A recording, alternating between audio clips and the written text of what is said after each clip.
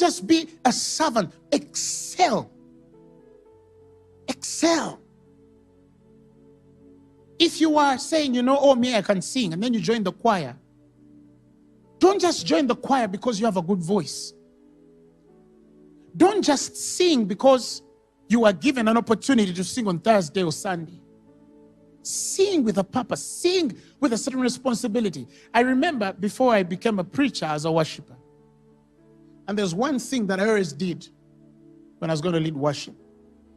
I used to always set aside hours of prayer. Hours of prayer. But I'm leading worship for 10, 15 minutes. Or 30 at most. But I set aside hours of prayer. Yet I'm just going to lead worship for 10 or 15 or 20 minutes. Why?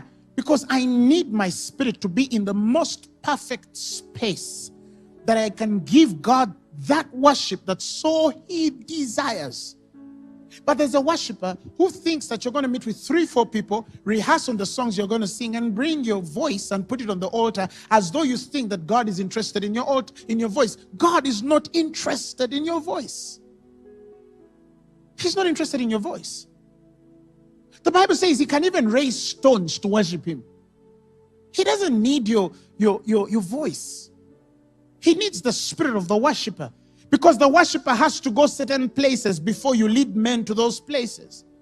But how many people honor that space to say, I think I'm leading worship tonight, or I think I'm going to be in worship. Let me create some time of prayer and be with God just about enough to hear Him, to minister to the people the way I should minister to them. That kind of person cannot struggle in real life.